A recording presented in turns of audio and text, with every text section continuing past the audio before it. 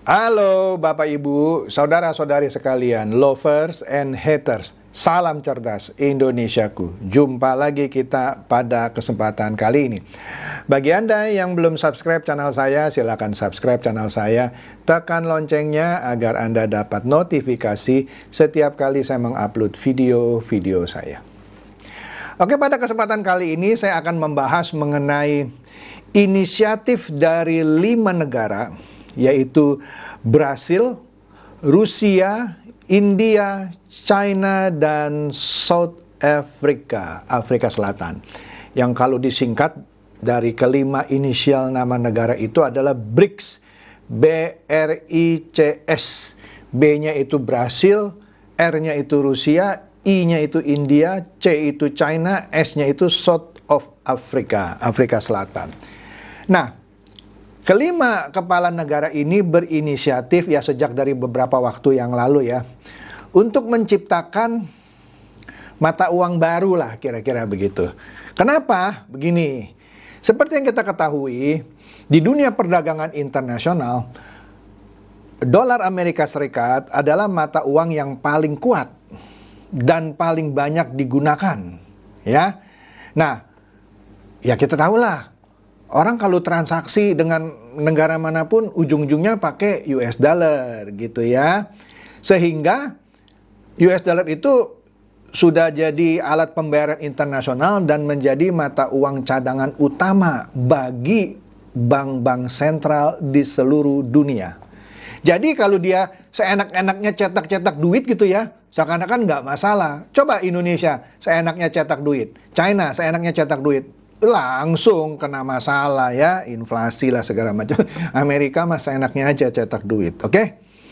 Nah, kemudian apa ini yang menarik dari apa ya, kehadiran BRICS ini? Ya, jadi begini, karena penggunaan mata uang US dollar ini ya, yang tadi sudah diakui menjadi alat pembayaran internasional, pastinya dia memberikan dampak pada perekonomian dunia dong.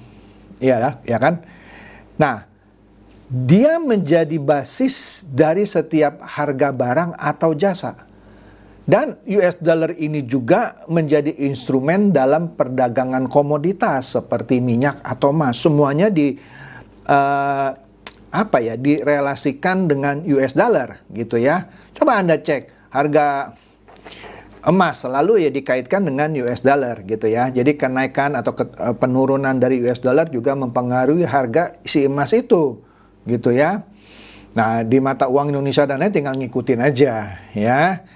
Nah, oleh karena itu mata uang US dollar yang stabil dan kuat dapat membuat nilai tukar mata uang negara-negara berkembang justru menjadi lemah. Ya kan?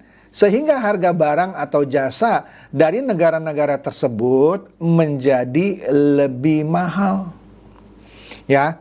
Sehingga ini tentu mempengaruhi daya saing dari negara tersebut di pasar internasional. Ya, sehingga dapat menghambat pertumbuhan ekonomi dari negara-negara yang berkembang ini. Oke, karena intinya mereka tergantunglah sama US dollar ya. Nah, selain itu penggunaan US dollar sebagai mata uang perdagangan internasional pastinya menguntungkan Amerika Serikat. Iyalah, masa iya dong, iya kan? Nah, apalagi dalam hal kebijaksanaan moneter maupun keuangan. Oke. US dollar ini memungkinkan Amerika Serikat untuk yang saya katakan tadi, seenaknya mencetak uang, membiayai defisit anggaran dengan mudahnya. Coba negara lain main seenaknya cetak uang, ya kan?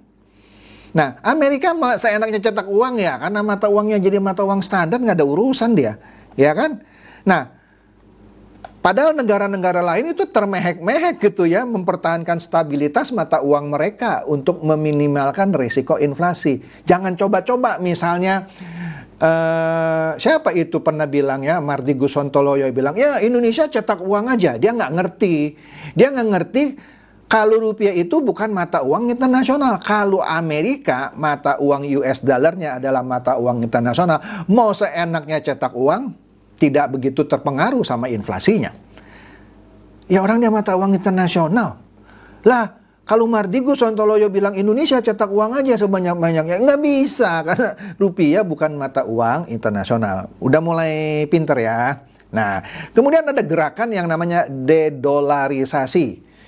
Atau kalau mau diterjemahkan bebas, pelucutan dolar gitu ya. Atau mau membentuk suatu gerakan yang tidak tergantung lagi dengan US dollar. Nah, di sini dikatakan bahwa apa ya, hegemoni atau penguasaan US dollar ya atas perdagangan internasional juga mau tidak mau US dollar itu penggunaannya tidak terbatas pada negara-negara yang punya hubungan dengan Amerika Serikat. Yang tidak punya hubungan dengan Amerika Serikat pun karena mata uang US dollar, mata uang internasional jadi tergantung.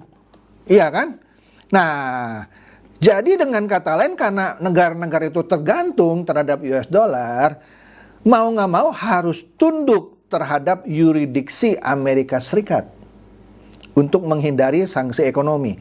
Lu nggak tunduk sama gua kenain sanksi ekonomi lu. Kira-kira begitu. Itu kan yang sering dilakukan oleh Amerika Serikat kan. Dikit-dikit main sanksi, dikit-dikit main sanksi, ya kan? Udahlah, Anda tahu kan. Nah, oleh karena itu, ya, pemerintah Amerika Serikat, ya, suka atau nggak suka, ya, kita sudah lihat lah ya.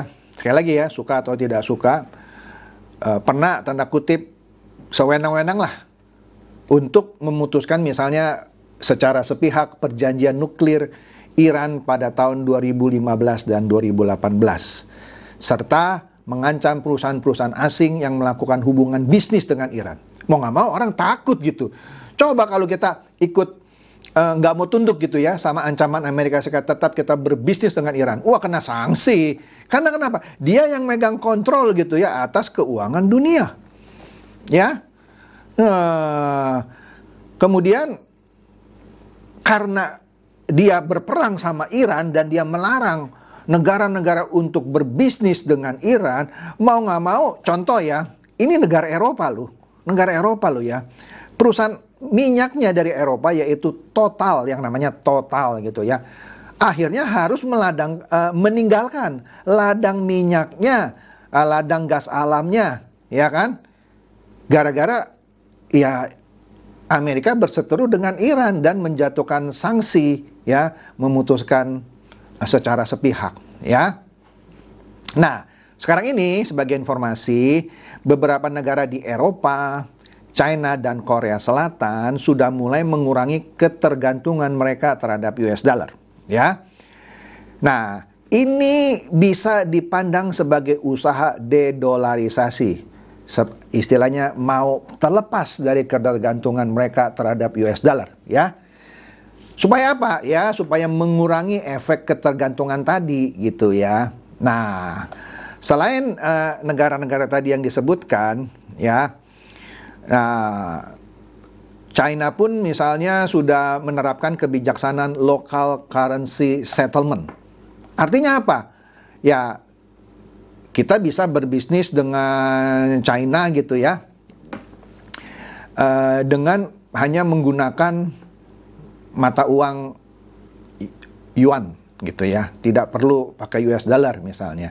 Nah, itu salah satu yang sudah pernah dilakukan oleh China. Nah, tapi kemudian timbul nih mata uang baru, ini baru ide ya, yang namanya BRICS tadi ya, Brasil, Rusia, India, China, dan South Africa. Nah, memang ini hanya baru ide, ya. Tapi kemungkinan besar, katanya nih ya, akan terwujud pada bulan Agustus mendatang. Sebentar lagi ya, berarti ya nggak lama lagi nih ya. Setelah ada konferensi BRICS di Afrika Selatan. Nah, katanya selama ini kelima negara tersebut menggunakan mata uangnya masing-masing dalam melakukan transaksi perdagangan antar negara mereka. Jadi misalnya ya, contoh Rusia dengan China berdagang, dia tidak lagi pakai US dollar. Ya, kalau ini Kira-kira nih ya, kalau dari perusahaan China beli barang dari Rusia, dia bayarnya pakai rubel gitu. Perusahaan Rusia beli barang dari Cina, dia bayarnya pakai yuan. Kira-kira begitu ya. Nah, ini mau dilakukan mekanisme yang serupa itu di antara 5 negara. Tetapi mata uangnya satu, yaitu pakai namanya BRICS ya. Nah, masalahnya apakah benar yang namanya BRICS ini bisa menggoyang dominasi US dollar. Nah, ini kan menarik. Nah, ada beberapa versi ya, ada beberapa versi atau beberapa pendapat deh ya. Nah, yang katanya idenya bagus sih katanya ya, idenya bagus, tetapi masih cacat, nggak sempurna. Ya nggak tahu sih ya, mungkin orang yang bilang ini yang nggak suka dengan BRICS itu, tapi apapun itu ya, coba kita lihat dulu nih ya pendapatnya ini. Nah, yang orang bilang bahwa ide ini adalah kurang bagus atau cacat gitu ya. Nah, ini katanya, ya pertama bahwa di negara-negara ini, bahwa ya kita tahu lah ya, membentuk suatu mata uang nggak bisa seperti menjentikkan jari gitu ya. Walaupun deadline-nya atau timeline-nya lah tepatnya itu baru nanti Agustus ya. Nah, di sini yang menariknya juga katanya ya, ini menarik ya, bahwa masing-masing negara ini yang 5 ini ya, kekuatan ekonominya berbeda-beda ya. Nah, di sini misalnya China misalnya. China itu ekonominya tentu lebih potensial ketimbang yang lain-lain tadi gitu ya. Nah, sehingga dengan kata lain, Rusia misalnya, katanya ini ya, katanya Rusia merupakan yang terlemah. Saya baru tahu juga loh. Kalau China yang terkuat di antara 5 ini, tapi Rusia merupakan yang terlemah dari 5 negara anggota BRICS. Ya kan? Nah, sedangkan Brasil dan Afrika Selatan ya berjuang untuk menjadi makmur tanpa harga komoditas yang kuat.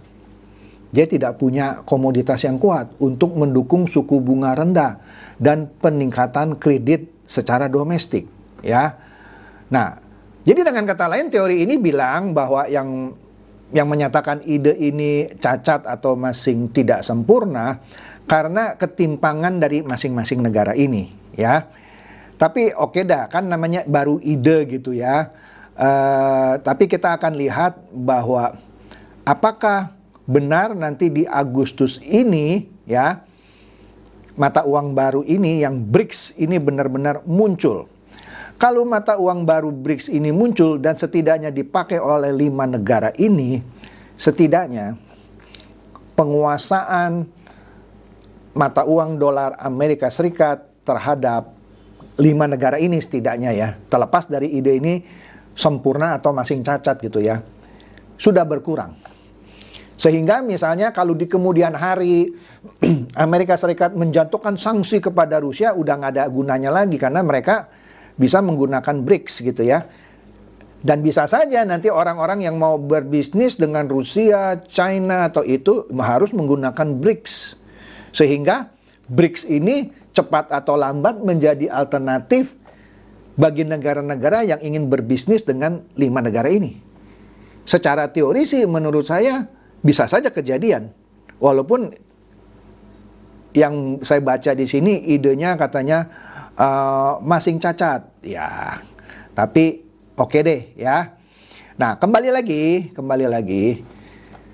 Kalau saya melihatnya, ide dari peluncuran mata uang BRICS ini kalau benar jadi loh ya, di bulan Agustus ini merupakan pukulan lah, walaupun belum pukulan yang menohok gitu ya bagi Amerika Serikat. Tapi saya percaya Amerika Serikat tidak akan tinggal diam. Anda tahu kan Amerika Serikat tipe negara yang mau mempertahankan status negara adidaya. Segala macam dia mau kontrol gitu ya. Mata uang internasional lah, perdagangan internasional lah. Saya yakin Amerika tidak akan tinggal diam. Nah, tinggal kita lihat saja ya, siapa yang kuat gitu ya di antara Amerika Serikat menghadapi 5 negara ini, yaitu Brasil, Rusia, India, China, dan Afrika Selatan. Ya, kalau 5 negara ini benar-benar serius dan BRICS ini jadi, ini kan menurut pendapat saya, boleh dong, ada orang bilang ide ini masih kurang sempurna atau cacat. Saya sih melihatnya positif-positif aja. Memang harus ada gitu ya, suatu kekuatan yang menandingi US dollar yang selama ini menjadi hegemoni selama berabad-abad. Ya kan? Harus ada. Kalau nggak, dia akan memonopoli terus gitu. Ya, dunia harus tunduk terus sama dia. Ya, itu akan menciptakan situasi yang tidak sehat menurut saya. Oke, apalagi kita tahu selama ini Amerika sering menekan China kan? Anda sudah lihat kan konten saya sebelumnya dia nekan Huawei. Baru-baru ini dia mengadili TikTok. Wow, mau ditutup atau dilarang di Amerika Serikat. Bahkan presiden direkturnya diadili di depan Senat. Nah, ini kan menunjukkan bahwa ya itulah ciri-ciri Amerika Serikat yang tidak mau kalah gitu. Oke? Jadi kita tunggu saja ya di bulan Agustus. Saya sih, kalau saya pribadi ya, saya berharap BRICS ini jadi gitu ya. Jadi gitu ya, sehingga dolar Amerika Serikat punya saingannya gitu. Ya. Kira-kira demikian saja informasi yang masih sederhana dan singkat ini untuk memberikan Anda ide itu ya, apa itu BRICS dan apa dampaknya kalau BRICS ini benar-benar jadi diluncurkan Agustus ini. Oke? Semoga ini mencerdaskan dan mencerahkan Anda semua. Silakan share video saya ini kepada teman-teman, sahabat, atau kerabat supaya mereka tambah cerdas dan tercerahkan. Seperti biasa, terima kasih.